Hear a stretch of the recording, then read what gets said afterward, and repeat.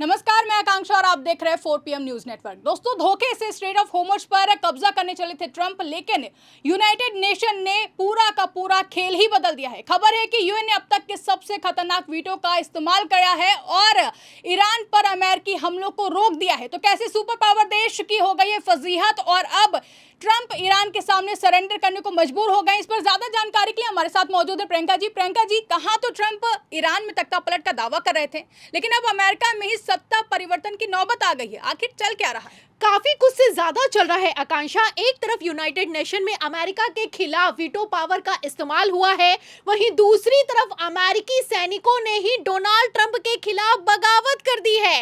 आलम तो ये हो चुका है कि डोनाल्ड ट्रंप के कुर्सी जाने की नौबत आई है।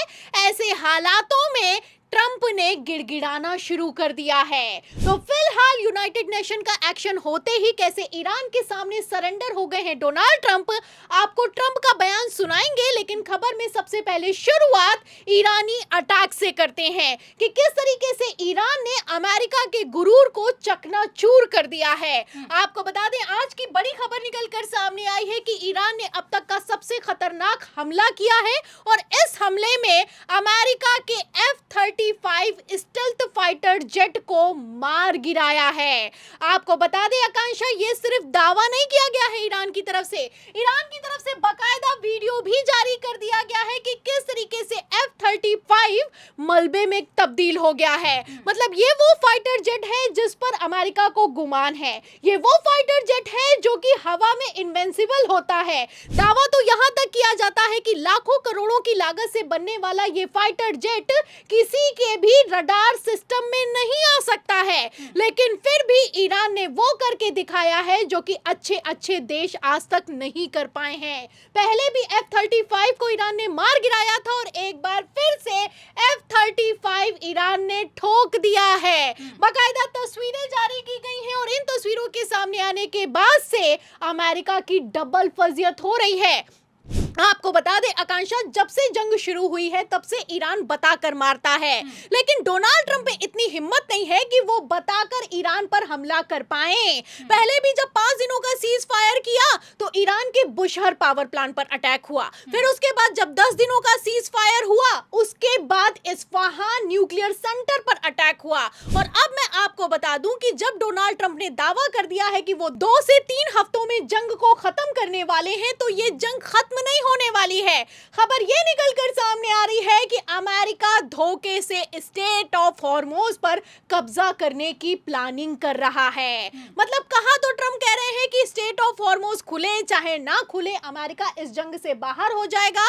वहीं दूसरी तरफ द न्यूयॉर्क टाइम्स की खबर ने तहलका मचा दिया है। इस खबर में साफ लिखा हुआ है कि मिडिल ईस्ट में 8 टन अटैक प्लेन्स को तैनात किया जा रहा है। जितनी भी फ्लीट मौजूद है वहां पर उसको डबल किया जा रहा है। स्टेट ऑफ हॉर्मुज़ पर लगातार अमेरिकी सैनिकों की तैनाती बढ़ रही है।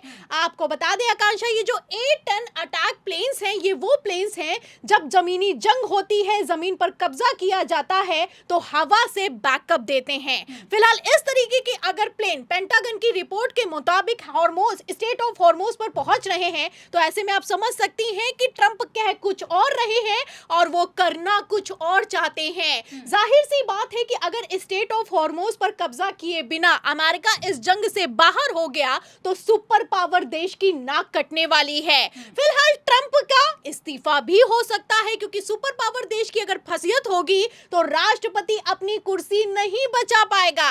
ऐसे हालातों में ट्रंप ने ईरान को धोखा देने वाला बड़ा प्लान तैयार किया है। फिलहाल एक तरफ जहां ये प्लान लीक हो गया है, वहीं दूसरी तरफ अरब देशों ने यूनाइटेड नेशन में एक अर्जी लगाई है।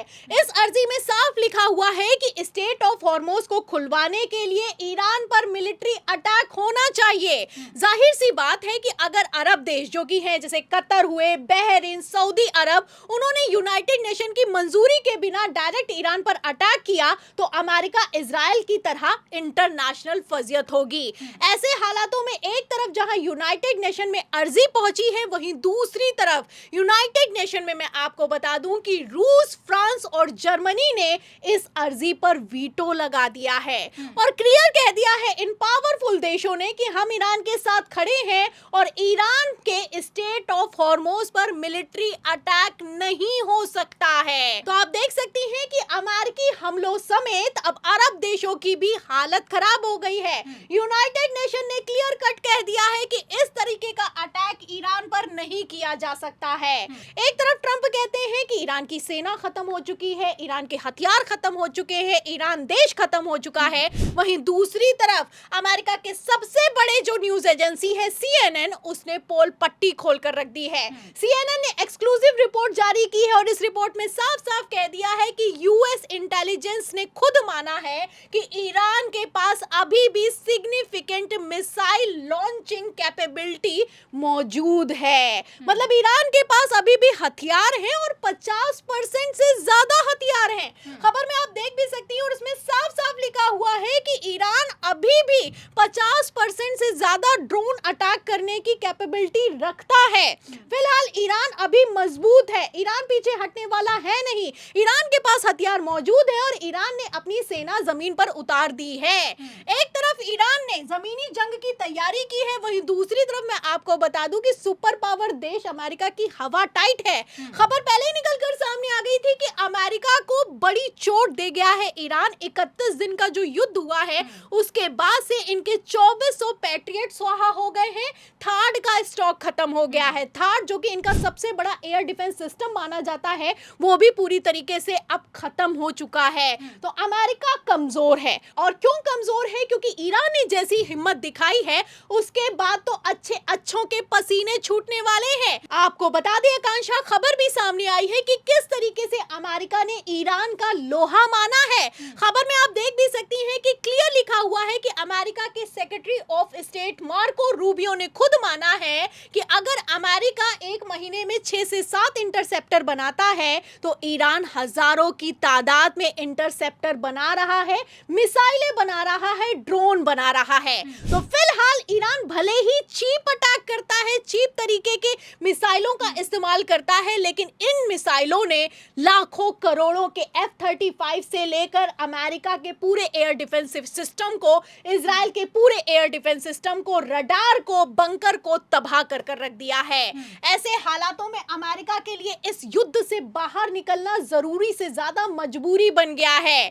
आपको बता दें आकांक्षा, जिस तरीके से धोखे से ईरान पर हमला किया इजराइल और अमेरिका ने, इसके चलते रक्षा मंत्रालय की बड़ी चूक निकलकर सामने आई है। खबर निकलकर सामने आई है कि जो अमेरिका के रक्षा मंत्री हैं पीट हेग्सेथ, उन्होंने बड़ी लापरवाही दिखाई है और ईरान को कम आंकने की भूल कर दी है। फिलहाल एक तरफ जहां रक्षा मंत्री फंस गए हैं, वहीं दूसरी तरफ ये ठीक रहा दूसरों पर फोड़ा जा रहा है।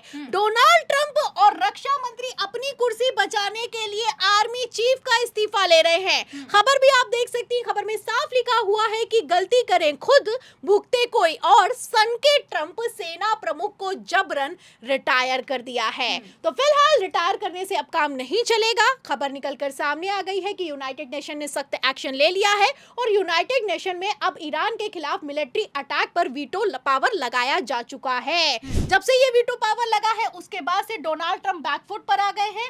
जो डोनाल्ड ट्रंप कल तक धमका रहे थे, आज उनका कहना है कि ईरानी लोग बहुत शक्तिशाली हैं, दर्द सहन करने में सक्षम हैं और मैं उनका सम्मान करता हूं। लेकिन ईरानी लोग लड़ाकू नहीं हैं, बल्कि अच्छी बातचीत करने वाले हैं। ईरान के साथ बातचीत करने का समय आ गया है, ईरान के साथ समझौता करने का समय आ गया है। तो समय तो आ गया है समझौता करने का, लेकिन ईरान समझौता नहीं करेगा। ईरान ने क्लियर कट कह दिया है कि जब तक डोनाल्ड ट्रंप सरेंडर नहीं होंगे तब तक युद्ध खत्म नहीं होगा। तो क्या ऐसे हालातों में अमेरिका सरेंडर करेगा और क्या अमेरिका के सरेंडर करने के साथ ही ट्रंप का इस्तीफा होगा, ये देखना होगा। बिल्कुल, ये देखना होगा कि आगे क्या कुछ होगा। लेकिन जिस तरीके से इस वक्त ट्रंप ना घर के ना घाट के वाली स्थिति में फंसे हुए हैं, ऐसे हालातों में अगर ईरानी हमले नहीं रुके तो क्या अमेरिका को मजबूरन सरेंडर करना होगा? आपको क्या कुछ लगता है? कमेंट करके अपनी राय हमें जरूर बताइएगा। फिलहाल के लिए इस चर्चा में बस इतना ही। अगर चर्चा पसंद आई हो तो इसको ज़्यादा से ज़्यादा लाइक और शेयर करना ना भूलें। हमारे चैनल पर नए हैं तो चैनल को सब्सक्राइब जरूर कर लें और देखते रहिए 4PM न्यूज़ नेटवर्क।